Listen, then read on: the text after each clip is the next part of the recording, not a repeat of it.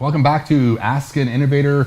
Hello, Thunder Bay. Hello, YouTube. Brian and Matt from RedzoneX. So we've been talking a little bit about starting a business. We've been talking a little bit about the challenges, the upside, the downside. We have two fitness guys here. We may as well talk a little bit about fitness. So there's a lot of talk these days.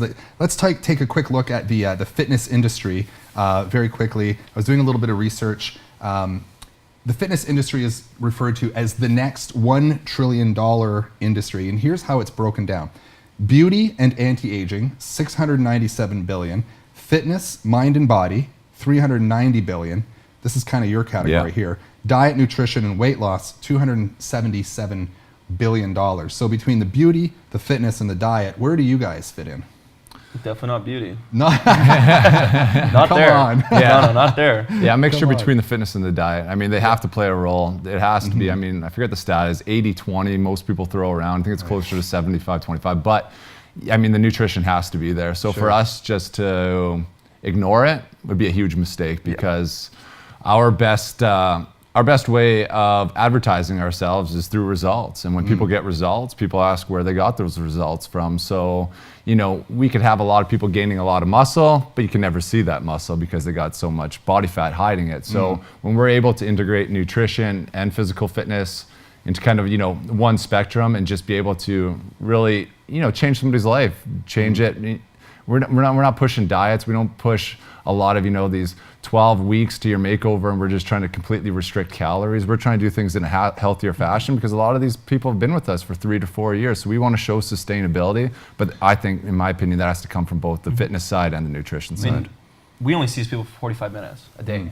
So, I mean, the other 23 hours is when they're at home, but like not with us. So they have to listen to you for 45 minutes. You have them for 40 on the that's leash it. for 45 minutes. And then they go home and they eat whatever they want. And they eat whatever they want. Yeah. So you got to make sure that you're getting them to understand, you know, what's healthy, what they should be eating, different options.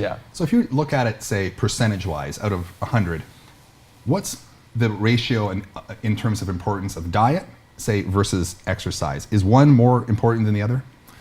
It depends what your goal is. I mean, if your goal is weight loss, then definitely the nutrition side is going to play a bigger role. But if your goal is to maybe feel more confident and have more energy for your kids, that might be a little bit more of a 50-50 ratio, because you need that energy and you need to be able to push yourself so hard during that, you know, 45 minutes that the next 23 hours of the day feels a little bit easier. So I think it depends on what your goal is, on what you really focus on, and that's something we take into mind. Like if somebody comes in, we don't just have the game plan where we say, here, follow this, because everybody should be individualized. Every goal is going to be different. So we got to make sure that every plan's created a little bit differently too. So some people might be 50-50. Some people, depending on what they're doing or what their sport is, it's got to be 100%, 100%. Let's talk a little bit about diet trends and exercise trends. Diet trends, first off. Is there one trend in diet, say like paleo, that seems to make sense to you? Is there one that makes no sense at all? I think there's a lot of validity for all of them. Right now it seems to be like ketosis, intermittent fasting, paleo. Those seem to be the popular ones. But at the end of the day, it's just, you know, it's eating whole foods. It's just getting back to eating whole foods and, you know, watching the refined carbs, adding a little more of those healthier fats, some of the things that we kind of forgot over time. So they all have science to back them up, and a lot of them do work. But what we look for is that sustainability. You know, am I going to be able to get somebody eating no carbs and they're going to give max output in a workout, then they're going to go home and have energy for their kids, and they're going to switch their body off from glucose to ketones? That's going to be really tough. You know, I'm going to have to monitor that person 24 hours a day. So, you know, here's a blueprint that you can follow that's a little bit easier for the average person. And yeah, that's my model anyway. Yeah, it depends on, I mean, the person too, right? Like right now, a lot of people are going vegan too. So like, I'm not going to suggest them to eat paleo when they're vegan, because obviously they won't do that. Can you be a vegan and a weightlifter in the same lifestyle? Loading this question up here. I don't know. It's okay. I don't know. I mean, it comes down to protein, and pea protein isn't as much as whey protein, so it's a little bit harder, but it is doable. There's people out there that do physique and bodybuilding that are strictly on a vegan diet. So, or I mean, endurance athletes are huge too. Like there's a lot of vegan endurance athletes too. So talking about it, we talked about diet. Now talking about exercise a little bit. Is there, say, one exercise? Here's a challenging question. Is there one exercise for the average weightlifter, say, going to the gym? is there one exercise that they could do for 20 minutes, one machine, one movement that they could do? Do you have one exercise, one cure-all exercise? Is there such a thing? You're talking about power output? I'm talking about just overall benefit. For functional mobility, I think it would have to come down to the squat. And the reason Right. I'd say the squat is because you're getting down and going up every single time of the day. Yeah. There's a lot of great movements. I mean, your push, pull, your hinge, your knee dominant movements. They all play a great role. But if you can squat properly, chances are you got good strength in your lower back, your knees, your quads, and your glutes. And you got some core strength, and you need that throughout the whole day. So if I had to say one exercise, it'd be the squat, but I don't like to say one exercise. But that would be I'll my be the other one. guy. I'll be the deadlift guy. Yeah. Deadlift guy. Yeah, I'll be the Great. deadlift guy. Yeah. Yeah. Yeah, good answer. I've heard that as well. I've heard that from other fitness Lower body, experts. upper body beat chin Yeah, up maybe. I've heard that from other fitness experts that those two movements, if you had two movements to Yeah. do in the gym, it'd be the squat. And I mean, the most people too, if they hurt themselves, right? Like at home, it's usually their back. Sure. And they're usually slipping or twisting. So, Yeah. you gotta What make do, sure what do you so. think some of the emotional benefits are from, say, working out, lifting rates, getting your heart rate up?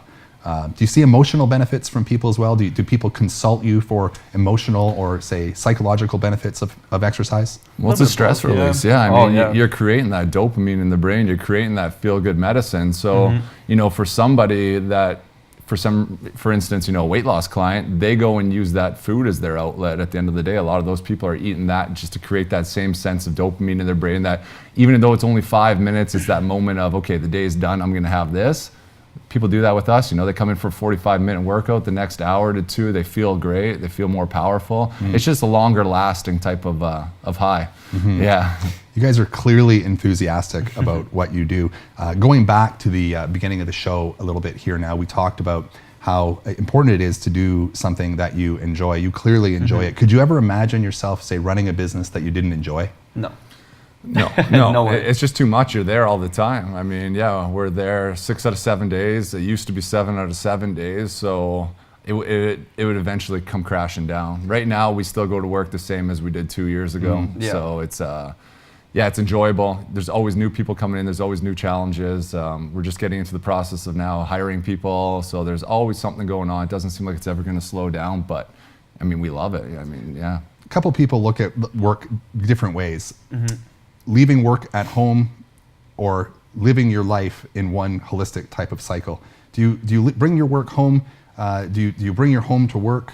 Is there a boundary there that you set for yourself, or is it one holistic existence? For me, it's probably, my work's never done. I'm pretty with my clients and stuff, like everyone's got questions, and if you're not going to answer them, somebody else will, and then you're not really servicing that client. But I mean, I go to bed pretty early, so I tell them no text after a certain time. And like from our website, I mean, it's our cell phone numbers that are on there. So when we go home and somebody wants to call and learn about our gym, we don't just shut it down where we ignore the call and make the call the next day. We pick up that phone call. So Yeah, you can't just say you're resting. Yeah. 'cause nobody really Amazing. cares. Yeah. Guys, I am so inspired right now. Thunder Bay, YouTube, I hope you're inspired. Matt and Brian from RedzoneX Fitness. I don't know about you, but I'm ready to go out and exercise right now, and I'm ready to go out and open up a business right now. I'm ready to go and innovate. Thank you so much for tuning in. Check us out next time. We'll bring you some more innovation. Thanks, guys. Thanks, Cole.